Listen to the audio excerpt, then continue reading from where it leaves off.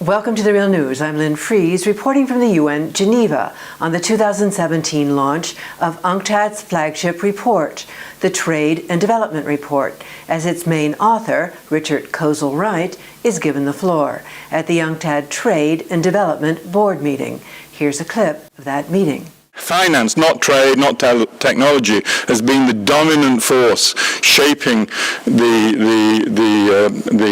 trajectory of the global economy over the last 30 years. It'd be nice to have a kind of killer diagram that would kind of summarize our position in one chart. I haven't found that killer diagram. We have three diagrams that speak to what we think are the problems with the hyperglobalized world, the problems of growing inequality, the problems of growing indebtedness, the problems of insufficient investment, and the problems of increasing insecurity. We think those are four common features that one finds across developed and developing countries in the world that has become hyperglobalized. And to some extent, these three charts, again in the case for the United States, are an attempt to capture those kind of dynamics. The first chart on my left-hand side is an indication of the widening gap between productivity, which is the blue line in this chart, hourly productivity in this case, and wages or compensation. The red line is hourly compensation. And in the case of the United States, that divergence between what people are making and what people are being paid to make stuff has been rising considerably over the last 4 or 5 decades, but quite dramatically over the last 3 decades as real wages have essentially stagnated in this case in the United States. The middle graph, I think the orange line here is private capital formation. And, one of the arguments for financializing the world was this would be good for investors, good for investment.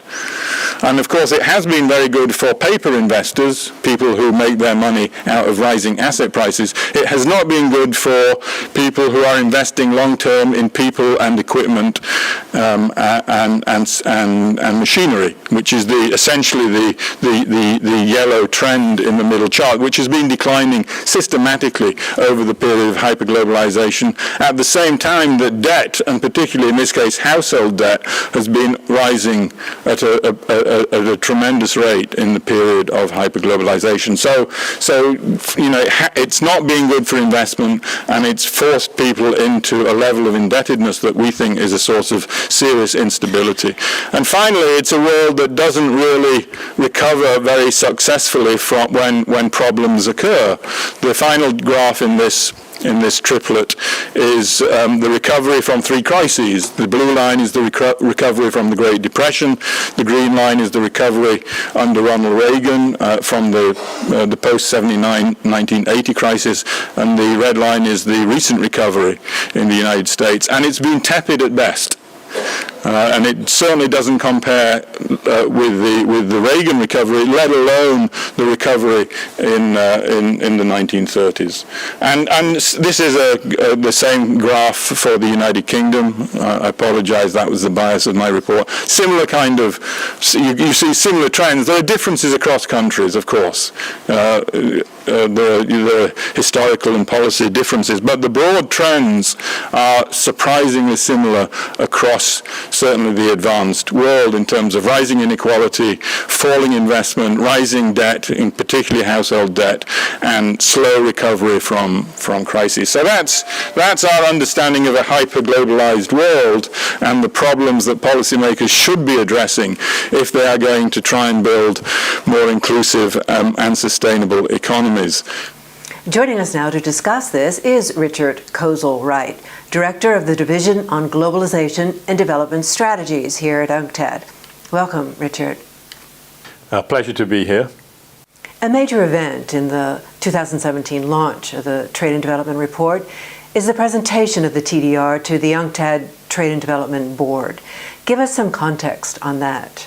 Obviously, our immediate audience for the Trade and Development Report is the members of UNCTAD itself, and UNCTAD is a universal body, so it has full membership of both developed and developing countries. So the report is presented to the to the full membership at our Trade and Development Board each year. So they are the first consumers of the ideas in this report. The Trade and Development Report is now 35 years old. In the current debate over what's at the source behind the problems like rising inequality in today's globalized world, you don't point the finger at trade or technology, the usual suspects.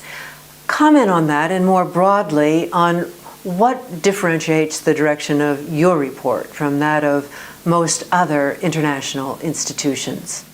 Well, I think we are really taking the debate away from what we see as a slightly sterile polarization between trade and technology as the sources of inclusiveness, precariousness, insecurity, and saying, look, there are the way in which markets are being structured now by large financial and corporate bodies is at the source of this polarization and insecurity, and we need these very large private institutions have begun in fairly dramatic ways to corrupt the public sector. That's true both of the public sector at the national level and the public sphere at the international level.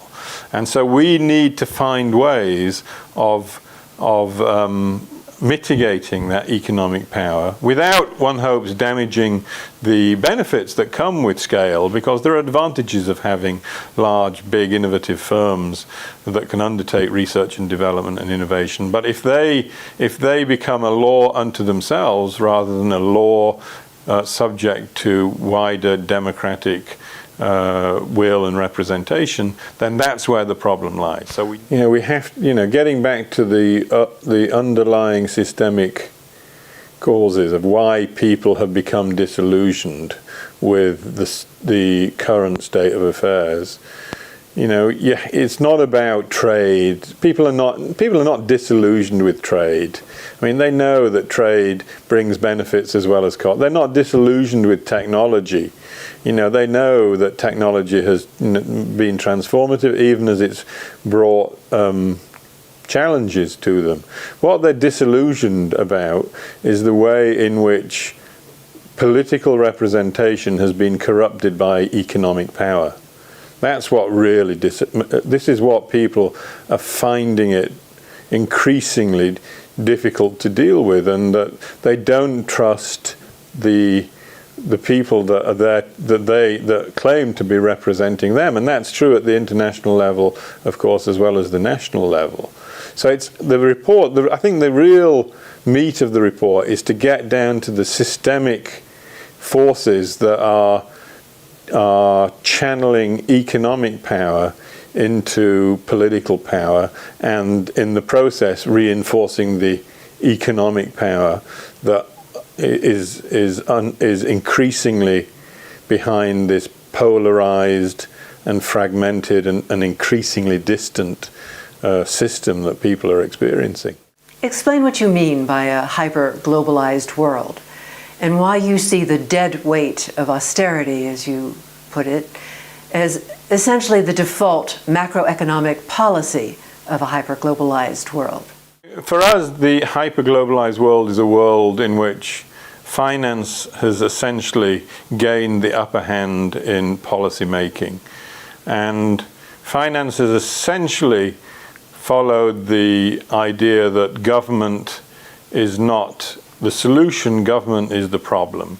And so deregulation, privatization, liberalization have been the overarching policy mantra of the hyper-globalized world. And in that world, when things go wrong, as they inevitably do, the macroeconomic response is always to cut government expenditure, to cut social services of one kind or another, to clamp down on wages. So that's, and even when the source of the problem is not spending of that nature, cutting spending is always becomes the default policy solution. And we've seen that again since the 2008-2009 crisis, particularly in the advanced economies, and it hasn't worked. Inequality has continued to rise. Growth and the recovery have been historically slow. These are the slowest recoveries from an economic crisis that we have seen in the modern era. And finance has been able to resist any sort of serious attempt to rein in its influence. There have been attempts in the Basel discussions, in the Financial Stability Board, etc. So there has been an attempt to, but it's been weak and it's already being rolled back. So austerity is this kind of broad policy brush against which business as usual, the kind of predictable neoliberal policy agenda, has been able to survive, even as its impact has been shown to have been negative and destructive. Comment on the outlook, as you see it, for moving beyond austerity towards the kind of global New Deal you outline in the TDR.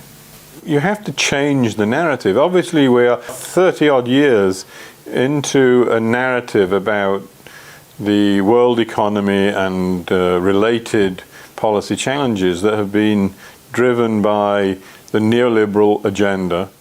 That agenda has been challenged in recent years. I mean, the financial crisis being the most obvious challenge to that, but also the weakness of the post-crisis recovery, all pose a big challenge to this dominant narrative. But you can only move forward, of course, if you have an alternative narrative. And it's the job of, I think, an institution like UNCTAD and the Trade and Development Report to try and fashion an alternative narrative. And that's what the report does, speaking primarily to policymakers at the national level, of course, because they're the policymakers that can actually enact the changes. So that's the aim of the report is very much to change the narrative, that there are alternatives to neoliberalism. We've both alternatives that we see today and also drawing on historical lessons. I mean, in this report we hark back to the New Deal, the 1930s effort in the United States to refashion the relationship between the economy, society, and its citizens. Because we feel that many of the imbalances and challenges of the 1930s have their analog in imbalances and challenges today. And, you know, if we can do it, if it was done before in the 1930s, why can't it be done again today? And that's where the kind of report kicks off from. Obviously, a global New Deal is not going to take place overnight. It's not something that one can wave a magic wand and shift 35 years of neoliberalism into a different direction. That's clearly not going to happen. But the kinds of pressures and tensions that we are describing in the global economy, we think, are forcing policymakers, often against their wishes, to think differently from the last 35 to 40 years. And it's to play on those concerns and those opportunities that I think UNCTAD as an institution needs to do more of. I think the important thing is not simply to focus on, you know, immediate political shocks at Trump or Brexit. I mean, this is a problem that has been decades in the making. It's not something that has suddenly emerged in 2016 as a series of problems. The negative impact of austerity has been felt in developing countries beginning in the early 1980s. It was there in the debt crisis in Latin America and sub-Saharan Africa. It resurfaced again in after the Asian crisis in 1997.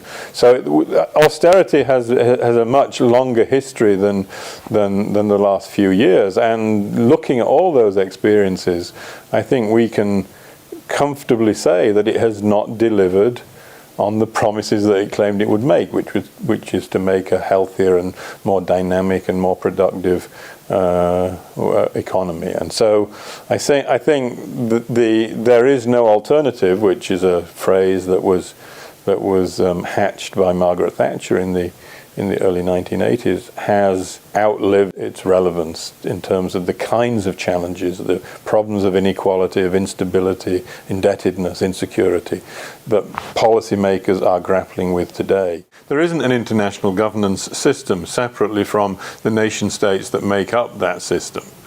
And therefore, you have to be talking, you have to persuade nation states that they need to change if the international governance system is going to change. That's clear.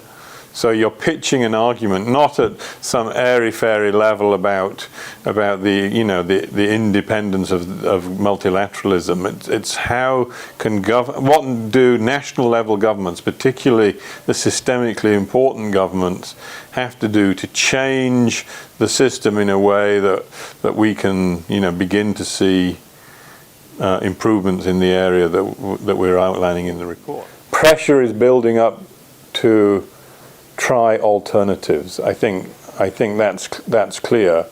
One can see that in efforts in the United Kingdom in the recent election. One can see it in the efforts of the European Commission to clamp down on monopoly power of leading IT companies, of tax evasion efforts that you see in the OECD, in the EU. There's efforts to address some of the kinds of abuses of power that we highlight in this TDR. Obviously, this is yet to amount to a concerted move away from neoliberalism. It's still picking at the edges, but it's a mood shift. And I think it's the job of a report like the TDR to build on that change of sentiment and to offer a bolder vision about how these individual or isolated efforts to deal with the consequences of neoliberalism can be woven into a larger narrative and a broader set of policy initiatives, which, if implemented in a more concerted manner, can provide the necessary policy alternative to deliver the inclusive and sustainable outcomes that governments have expressed their desire to achieve through the Sustainable Development Goals and other platforms. Richard Kozul-Wright, thank you. Thank you. And thank you for joining us on the Real News Network.